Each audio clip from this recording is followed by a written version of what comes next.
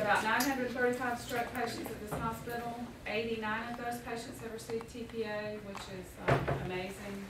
We've had very good outcomes, very good success with our treatment, and we look forward to many more patients with good stories and testimonies to tell.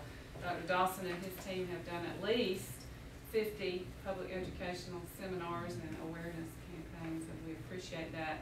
We really believe that that's been a vital part of the success of the program. It's getting the word out and educating our community about the signs and symptoms of stroke and the importance of seeking fast attention to those symptoms. So thank you so much for doing that, and we look forward to seeing you out more and more. Thank you again for being here, and thank you to the team for your hard work, and most of all, I'm sure the patients appreciate this. So we want to pass this on now to Mr. Sauls. He's got a few words to say, I think, and then we'll get our award. Thank you, Dr. McGowan. I appreciate Dr. McGowan opening our comments. I don't want to underestimate and underappreciate Dr. McGowan's leadership. She's been one of the focal points of clinical leaders that have encouraged the development of our stroke program, and she was the one that, even before Dr. Dawson completed his residency, organized the early meetings and kind of kept that momentum going to encourage all. So Dr. McGowan, thank you for your leadership and your ability to keep us all together and focused around what's important, and that's patients.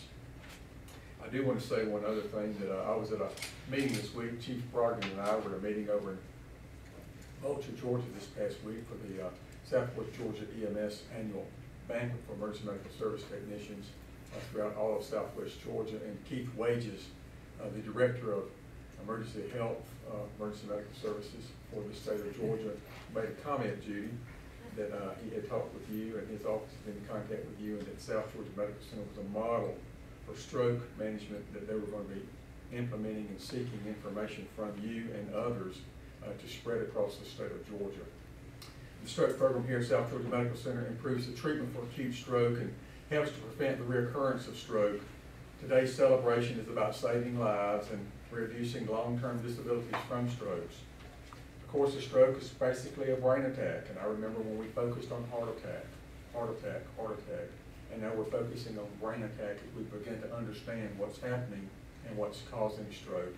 In most cases, because normal blood flow to the brain has been blocked, of course, or diseased blood vessels or a blood clot, this is known as an ischemic stroke, accounting for about 80 to 90% of patient cases.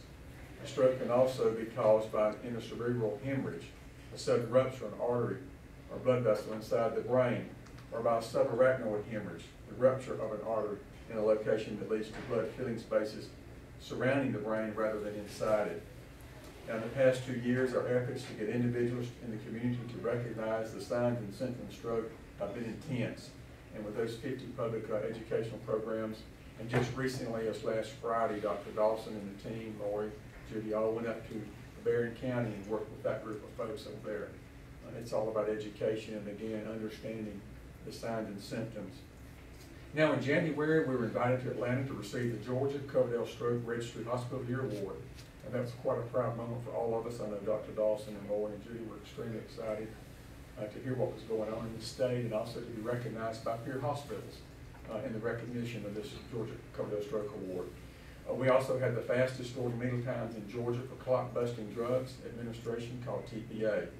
Last week, we received another outstanding recognition from our national accreditation organization, the Joint Commission. The stroke program at SGMC has received advanced certification as a primary stroke center and the Joint Commission's gold seal of approval.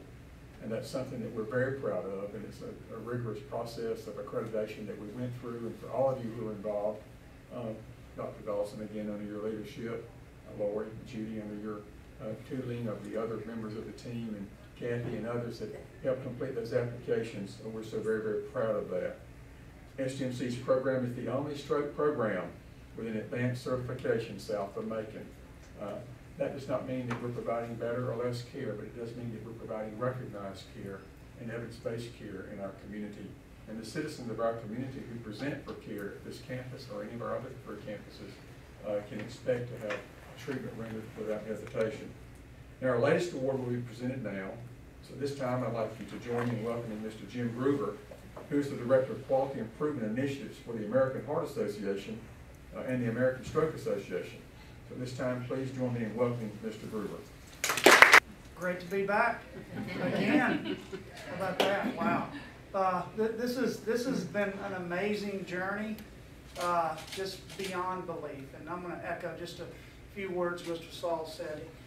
I sit on the Coverdale Steering Committee, and the words that he echoes about this hospital being recognized and being talked about because of the outstanding stroke care across the state is at the top of the list. I recognize and glad to see our EMS professionals here in the room today because that is where it starts. So, on behalf of American Heart Association, I'd like to award South Georgia Medical Center with the Silver Plus Target Stroke Honor Roll.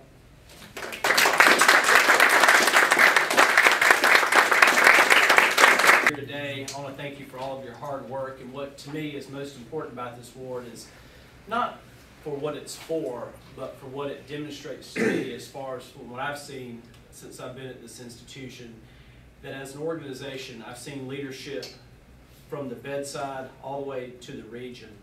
And I can remember when we first started doing TPA cases, we would have the nurse manager at the time, Dale Cutshaw. He would come around and work with the charge nurses who would work with the junior nursing staff to make sure that they were comfortable with giving TPA, doing neuro checks, going through the process.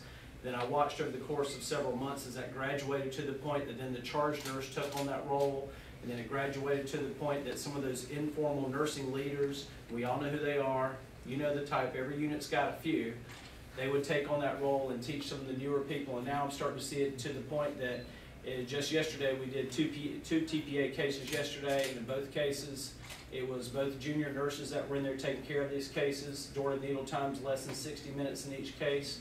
One of the cases we actually administered TPA right on the CT table.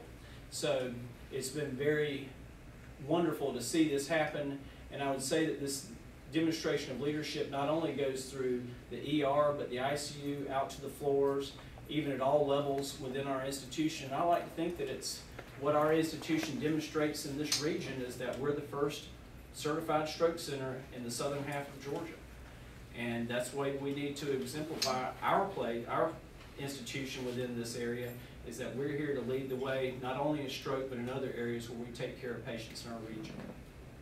Again, finally wrapping up, because we're educating a large number of individuals and we're seeing more and more stroke patients during the golden 3-hour window, which affords the best levels of treatment, we've expanded our resources. And today we introduced our stroke robot. And so, right here, and I think I heard it talk just a few minutes ago. There we go. There we are, our stroke robot. She's with us today. So what's happened is that South Georgia Medical Center has partnered with Mayo Clinic to bring you remote presence, which basically allows the physician to be anywhere but everywhere and beam into those patients who are coming into your hospital that may have had an acute stroke.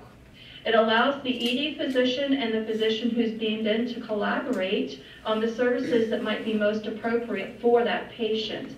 So it brings the intensivist to your hospital to be able to collaborate on an ischemic versus a hemorrhagic stroke and make assessment and intervention decisions with remote presence.